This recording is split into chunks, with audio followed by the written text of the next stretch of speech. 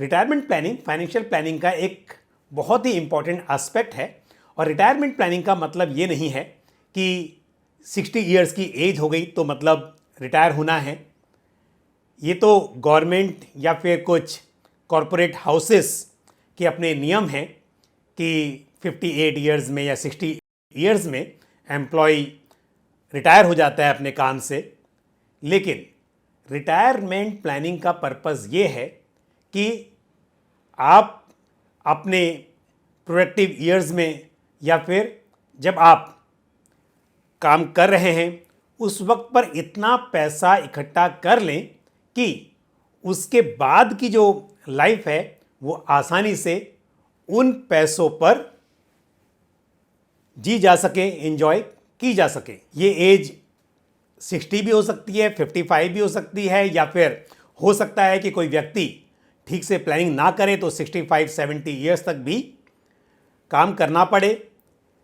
तो ये सब कुछ निर्भर करता है कि किस वक्त तक, किस एज तक आप इतने पैसे इकट्ठा कर सकते हैं कि उसके बाद आप अपनी जिंदगी अपनी शर्तों पर जी सकें। नमस्कार, मैं हूं पंकज मटपाल और आज हम बात करेंगे रिटायरमेंट प्लानिंग की और कुछ ऐसी म्यूचुअल फंड स्कीम्स की जो कि आपको आपके रिटायरमेंट के लिए एक अच्छी वेल्थ क्रिएट करने में हेल्पफुल हो सकती हैं। रिटायरमेंट प्लानिंग में 2 फेजेस होते हैं, ये आप सब जानते हैं। एक वो वक्त जब हम पैसे सेव करते हैं, इन्वेस्ट करते हैं और अच्छी वेल्थ क्रिएट करते हैं, और फिर वो फेज आता है जो हमने पैसे इकट्ठे किए हैं, जो रिटायरमेंट फंड इकट्ठा किया है उसको इस तरह से इन्वेस्ट किया जाए कि वो काफ़ी हद तक सेफ भी रहे और साथ ही उस पर कुछ इस तरह के रिटर्न्स जनरेट हो सकें कि वो पैसा लंबे वक्त तक चल सके, यानी कि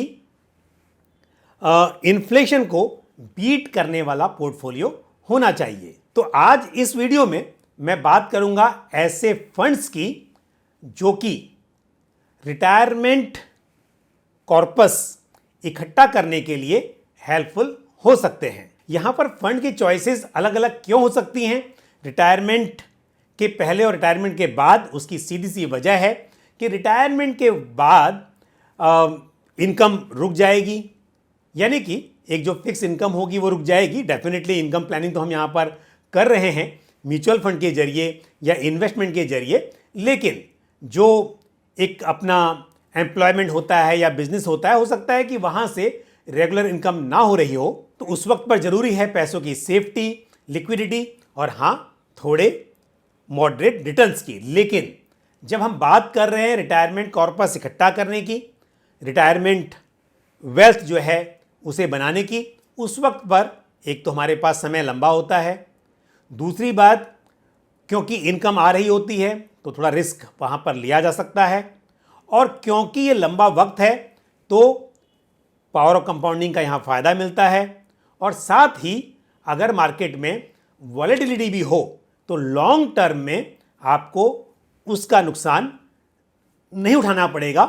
इसलिए ये वक्त है जहाँ पर थोड़ा सोच समझकर, थोड़ा रिस्क लेकर आप अच्छे रिटर्न्स अर्न कर सकें और अच्छी वेल्थ क्रिएट कर पाएं। तो यहाँ पर यदि हम म्यूचुअल फंड्स के जरिए, एसआईपी के जरिए प्लानिंग कर रहे हों तो आपके पास एक लार्ज कैप फंड हो, एक मिड कैप फंड, एक स्मॉल कैप फंड, तो 3 अलग अलग मार्केट सेगमेंट्स वाले, अलग अलग मार्केट कैप्स वाले डाइवर्सिफाइड फंड्स होने चाहिए। साथ ही आप एक वैल्यू स्टाइल फंड को भी अपने पोर्टफोलियो में शामिल कर सकते हैं, क्योंकि यदि बाकी के फंड्स ग्रोथ स्टाइल वाले हैं तो यदि एक वैल्यू स्टाइल फंड आपके पोर्टफोलियो में रहेगा तो ये आपके पोर्टफोलियो को और भी डाइवर्सिफिकेशन प्रोवाइड करेगा। एक फ्लेक्सी कैप फंड आप अपने पोर्टफोलियो में ऐड कर सकते हैं।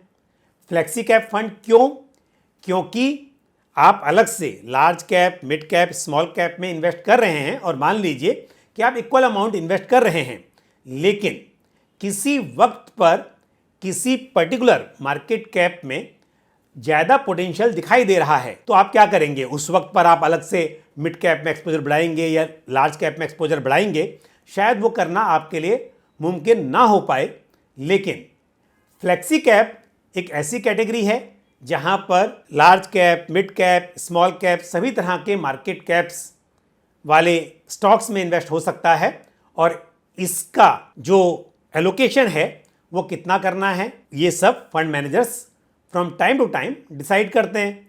तो यदि एक फ्लेक्सी कैप फंड आपके पोर्टफोलियो में होगा तो ये आपके रिटर्न्स को और बढ़ाने में हेल्पफुल हो सकता है। अब आपके पोर्टफोलियो में लार्ज कैप भी है, मिड कैप है, स्मॉल कैप है और एक वैल्यू स्टाइल फंड भी है और साथ में फ्लेक्सी कैप, जैसा मैंने कहा कि इसका होना भी फायदेमंद साबित हो सकता है।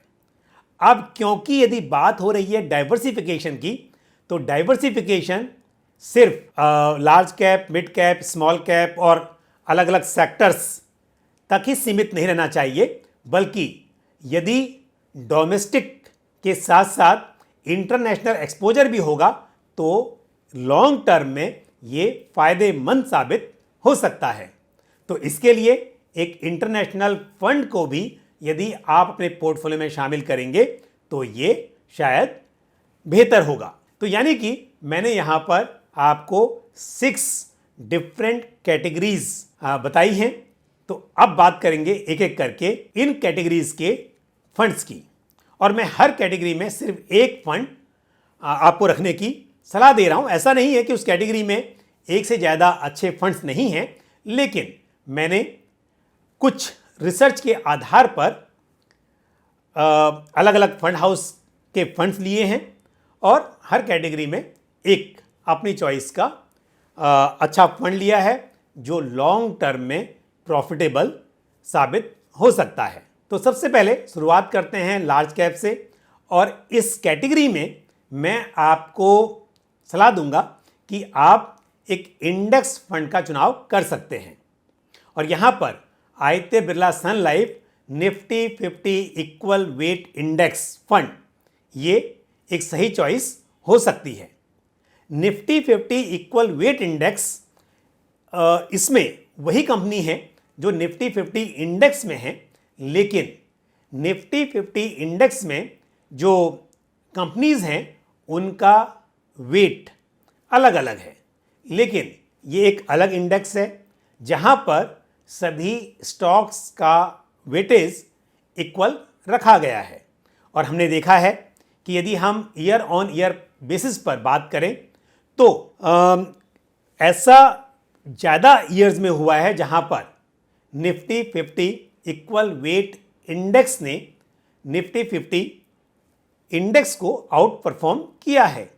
तो इस आधार पर लॉन्ग टर्म में मेरी राय यह है कि यदि आप निफ्टी 50 इक्वल वेट इंडेक्स को अपने पोर्टफोलियो में शामिल करेंगे तो शायद ये एक सही ऑप्शन होगा। और लार्ज कैप के बाद अब बात करते हैं मिड कैप की, और मिड कैप कैटेगरी में Motilal Oswal mid cap fund मेरे हिसाब से एक अच्छा फंड है। इसका पोर्टफोलियो कॉन्सेंट्रेटेड पोर्टफोलियो है, यानी कि फोकस्ड अप्रोच है यहाँ पर, और फंड की परफॉर्मेंस काफ़ी कंसिस्टेंट रही है। ये फंड फरवरी 2014 में लॉन्च हुआ था और यदि हम सिंस इंसेप्शन इस फंड के CAGR रिटर्न्स की बात करें तो इस स्कीम ने एज पर NAV ऑफ 4 सितंबर 2023, यानी कि जब ये वीडियो रिकॉर्ड हो रहा है उस हिसाब से मैं बात कर रहा हूँ, और सभी जो रिटर्न्स मैं यहाँ पे बताऊंगा वो सब as per net asset value of 4 सितंबर 2023 यहाँ पर रहेंगे। और Motilal Oswal mid cap fund का सिंस इंसेप्शन CAGR जो रहा है वो 21.49% रहा है रेगुलर स्कीम का। बेशक डायरेक्ट प्लान्स के रिटर्न्स इससे थोड़े बेहतर हैं। एज पर 31 जुलाई 2023 इस स्कीम का total asset under management 5,237 crore report किया गया है और मिस्टर निकेत शाह इस फंड के फंड मैनेजर हैं। स्कीम ने 7.51% का अल्फा जनरेट किया है और यदि हम पास्ट परफॉर्मेंस यानी कि हिस्टोरिकल रिटर्न्स की बात करें तो लास्ट 1 ईयर में 29% के आसपास, उससे थोड़ा अधिक ही, और लास्ट 3 इयर्स में 37% से अधिक, लास्ट 5 इयर्स में लगभग 19% और लास्ट 10 इयर्स में 15% से अधिक का CAGR डिलीवर किया है। अब लार्ज कैप और मिड कैप के बाद बारी आती है स्मॉल कैप की, और इस कैटेगरी में क्वांट स्मॉल कैप फंड शायद लॉन्ग टर्म के लिए एक अच्छी चॉइस हो सकती है। ये स्कीम 1996 में लॉन्च हुई थी, नवंबर 1996 में, और अगेन एज पर 31 जुलाई 2023 इस स्कीम का टोटल असेट अंडर मैनेजमेंट लगभग 7,000 करोड़ का है, और सिंस लॉन्च इस स्कीम ने 12.47% का CAGR डिलीवर किया है। और यदि इस स्कीम की पास्ट परफॉर्मेंस की बात की जाए तो लास्ट 1 ईयर में स्कीम ने अराउंड 39%, लास्ट 3 इयर्स में अराउंड 49% का CAGR, 5 इयर्स में 29%, 7 इयर्स में अराउंड 21% और 10 इयर्स में अराउंड 18% का CAGR डिलीवर किया है रेगुलर प्लान में। और इस फंड के फंड मैनेजर हैं अंकित ए पांडे। अब large cap, mid cap, small cap के बाद बात कर लेते हैं फ्लेक्सी कैप फंड की, और इस कैटेगरी में Nippon India flexi cap fund एक अच्छी चॉइस मानी जा सकती है। Nippon India flexi cap fund अगस्त 2021 में लॉन्च हुआ था, तो इस स्कीम की बहुत लंबी हिस्ट्री नहीं है और ये कैटेगरी भी नहीं है। अदरवाइज इस कैटेगरी में जो अधिकतर फ्लेक्सी कैप फंड हैं वो बेसिकली पहले मल्टी कैप फंड थे, और क्योंकि मल्टी कैप की डेफिनेशन सेबी ने एक डिफाइन की, और उसके बाद में most of the multi cap funds flexi cap fund बन गए। लेकिन ये जो फ्लेक्सी कैप फंड है ये फ्लेक्सी कैप कैटेगरी बनने के बाद ही लॉन्च हुआ है। तो हम यदि देखें इसका total asset under management as on 31 जुलाई 2023 ये 4,649 करोड़ का है, और सिंस इंसेप्शन इस स्कीम ने 17.58% का रिटर्न डिलीवर किया है। मिस मीनाक्षी डावर और ध्रुमिल शाह इस फंड के फंड मैनेजर हैं। तो फंड की परफॉर्मेंस हिस्ट्री बहुत लंबी नहीं है, लेकिन फंड के पोर्टफोलियो देखते हुए ये कहा जा सकता है कि लॉन्ग टर्म में ये फंड एक अच्छा फंड साबित हो सकता है। और अब बात करते हैं एक वैल्यू फंड की। पोर्टफोलियो में एक वैल्यू स्टाइल का फंड होना शायद सही साबित हो सकता है, और इस कैटेगरी में ICICI prudential value discovery fund एक बेहतरीन फंड है। ये फंड अगस्त 2004 में लॉन्च हुआ था, और एज ऑन 31 जुलाई 2023 इस स्कीम का जो टोटल असेट अंडर मैनेजमेंट है वो 32,000 करोड़ से अधिक का है। सिंस लॉन्च इस स्कीम ने 20% से अधिक का CAGR डिलीवर किया है। और यदि हम हिस्टोरिकल रिटर्न्स देखें तो 1 ईयर में 24% से अधिक का रिटर्न डिलीवर किया है, वहीं 3 इयर्स में लगभग 30% का CAGR, 5 इयर्स में अराउंड 16%, 7 इयर्स में अराउंड 14% और 10 इयर्स में अराउंड 21% का CAGR इस स्कीम ने डिलीवर किया है। और स्कीम के फंड मैनेजर्स हैं धर्मेश कक्कड़ और साथ ही शंकर नरेन, जो कि ICICI प्रूडेंशियल म्यूचुअल फंड के CIO भी हैं और एक वेटरन हैं इस इंडस्ट्री के, वो भी इस फंड को मैनेज करते हैं। और अब अंत में बात करते हैं एक इंटरनेशनल फंड की, क्योंकि उसके बिना आपका पोर्टफोलियो कंप्लीट नहीं माना जा सकता। और इस कैटेगरी में ICICI prudential US blue chip fund मेरे हिसाब से एक बेहतरीन चॉइस मानी जा सकती है। ICICI prudential US blue chip fund जुलाई 2012 में लॉन्च हुआ था, और सिंस इंसेप्शन यदि देखें तो स्कीम का CAGR 16% से अधिक का रहा है। इस स्कीम का बेंचमार्क S&P 500 TRI है, यानी कि ये एक ब्रॉडर मार्केट को कवर करता है। एज ऑन 31 जुलाई 2023 इस स्कीम का total asset under management around 2,900 crore का है और इस फंड के फंड मैनेजर हैं रोहन मारू। और यदि इस स्कीम की पास्ट परफॉर्मेंस देखी जाए तो लास्ट 1 ईयर में इस स्कीम ने अराउंड 26% का रिटर्न डिलीवर किया है। वहीं 3 इयर्स का CAGR अराउंड 15% है, 5 इयर्स का CAGR अराउंड 14%, 7 इयर्स में इस स्कीम ने 15% के अराउंड का CAGR रिटर्न डिलीवर किया है। और वहीं यदि लास्ट 10 इयर्स की बात की जाए तो ये स्कीम अराउंड 13% का CAGR डिलीवर करने में कामयाब रही है।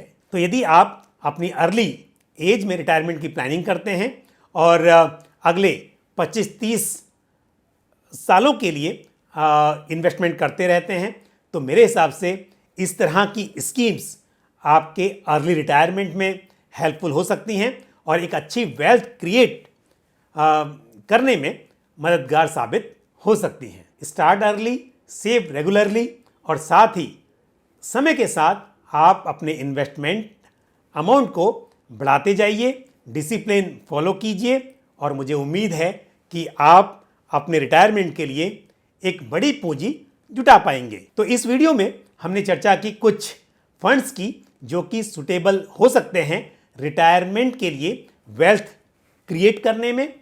तो मुझे उम्मीद है ये जानकारी आपको पसंद आई होगी। आज के इस वीडियो में इतना ही, लेकिन म्यूचुअल फंड या फिर रिटायरमेंट प्लानिंग से जुड़ा हुआ आपका कोई भी सवाल या सुझाव हो तो आप कमेंट बॉक्स में पोस्ट कर सकते हैं। मुझे दीजिए इजाजत, अगले वीडियो में फिर आपसे मुलाकात होगी। थैंक यू, जय हिंद। म्यूचुअल फंड निवेश बाजार जोखिमों के अधीन है। योजना से संबंधित सभी दस्तावेजों को ध्यान से पढ़ें।